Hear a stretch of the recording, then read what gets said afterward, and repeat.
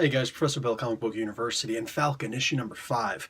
So this is one of the reasons why I enjoy the idea that people comment so often on my videos, because there are things that they'll see that I won't necessarily see. So I've enjoyed the Falcon stories, but I didn't always get the Falcon stories. And it took listening to a couple other comments to kind of see their point, and then to readjust the way that I'm reading the comic in so much as the way that it's being written. I often comment on how much I love when a writer will take the time to rely on the artist to tell a story. And that really happened a lot here. And I'm not going to go back and read the other 4 issues and see how much they actually did that there also. But I got to see that here. More than that, a lot of things were explained here that weren't explained in the previous issues, like why would Sam Wilson necessarily go to hell just because he feels a little bit of guilt. For me, being so ingrained in theology from different parts of whatever, I always look at things like, okay, where's this guy coming from? What, it's usually Christianity if it's being written in America. Which denomination is it coming from? So that I can understand where this guy is coming from, where this guy is potentially going, this writer. So here, I couldn't do that so much because there's a lot of veering. But when I realized that Sam Wilson did go to hell, but Snap Wilson is different from Sam Wilson in so much that, yeah, it's the same guy. It's the same guy, man. But the idea is that he dropped that. So he released his burden. He dropped his cross, so to speak. He was finished carrying it, and he's done, and he left it. And what better place to leave it than hell? You know what I'm saying? So, boom, that is awesome. That is awesome. I really dug the heck out of that, because now all of a sudden it makes sense. And I kind of dig the idea that Mephisto doesn't understand what's going on. Meanwhile, some of his, his resident souls, like the Two-Gun Kid, do. I really dug that. So Snap Wilson stays in hell, and he's going to be trying to hide from Mephisto forever.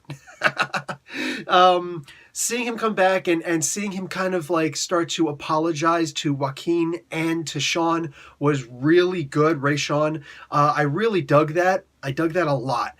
I like that he's really getting, like, Sam has always had that religious connotation behind him. You know what I'm saying? Captain America Steve Rogers had that a little bit. You know what I'm saying? Like, he's always kind of referred back to that, but it was almost surreptitious. But with Sam, it was ingrained, So seeing him return to that just a little bit, at least more than just returning to it, he's growing from it.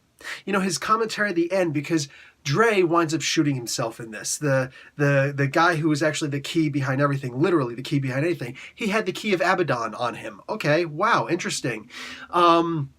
So seeing him shoot himself, kill himself in order to allow Blackheart to fail, to cause Blackheart to ultimately fail, it was poetic. It was beautiful. It was, especially when you see that besides what he said down in hell, and when he's being carried away and whatnot, and the relationship that Mephisto and Blackheart have, I dug that. That was so amazing. But more than that, seeing how when he was laying there dead on Earth, his dead body on Earth, Dre's body, he was smiling.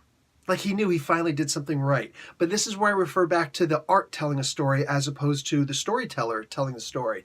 We actually get to see his history. He's telling Brother Voodoo. He's telling Dr. Voodoo his past. Like he's opening his mind to voodoo in many ways and saying, "Hey, listen, this is my life." So when Sam later on says, "My father has always said, you live by the sword, you die by the sword," and he kind of looks at that as being so basic, especially since I just got finished seeing Black Panther last night. You know what I'm saying? And that scene, well, you know what? There's a scene in there where he sees that his father has done wrong. No spoilers. Go back and look at my my Black Panther review, the full spoilers review. It's an hour long. I actually did it with my wife.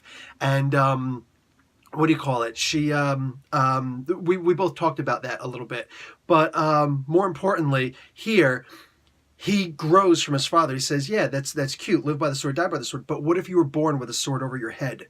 You know what I'm saying? Like the whole Damocles situation. That is beautiful. That is beautiful, and I can't think of a better way to address the situations in places like Detroit, Chicago, for crying out loud, Asbury Park, where I come from. You know what I'm saying? Like, there are some really just... it was just, look, it was good. You can agree, you can disagree because you simply don't know, because you've never been there or anything. And you know, whatever, man, I get it. Just before you judge so quickly, please go and actually visit and hang out, get a motel room and stay there for a little while. Hang out with me. I'll show you around. You know what I'm saying? I'll show you how messed up the situation is and how it's not anybody's fault except the ridiculously rich and the crime families. You know what I'm saying? Like, just, wow. Anyway, I'm not going to get preachy. I'm not going to get preachy. The comic book didn't get preachy, even though there was some preaching in it. This was seeing the author finally explain everything. I was impressed. I'm giving this comic book my Amazeballs pick of the week, like that, because everything came to fruition. I know a lot of people will sometimes say to me, oh man, hey, do you like such and such manga? Nah, you know, I watched the first episode and I just really wasn't into it. You know what I'm saying? And like, oh no, you got to watch like the first 3 episodes. I'll watch the first 3 episodes. No, maybe consider watching the first 8 episodes. Listen, man, when push comes to shove, if I don't get caught on this manga or this anime or whatever on the first issue, and that includes a comic book, on the very first episode or issue, it's not my fault. That's the fault of the author. That's the fault of the writer, the artist, whatever. That's not my fault. All right? It's not my job to become hooked on something. It's their job to hook me. So I was hooked just enough, and I kind of felt like in some ways I was strung along because I really wanted to like the Falcon in this story. It actually took into the fifth issue with everything into context for me to really dug it. And that's the reason why, like, some of the other, you know, comics that I read, it's like, oh, they were good. Oh, they weren't that good. Oh, it was interesting, you know, with you know, issue number 1 through 4 of the series. But this issue 5, man, this was impressive. This genuinely took me back. I really dug this. And the thing that I get the most out of this, to end on this point, I now want to see a 4-issue miniseries with Brother Voodoo and Damon Hellstrom together, because the little bit of interaction they had in this issue was amazing. Was amazing. 2 different magicians, demons, whatever, you know, saying from different, you know, like dealing with the Loa on Brother Voodoo's part and actually being half demon on Hellstrom's part. Oh my God. I want to see these guys in a 4-issue miniseries. Done and done. All right, guys. Professor Bill, Comic Book University. Class dismissed.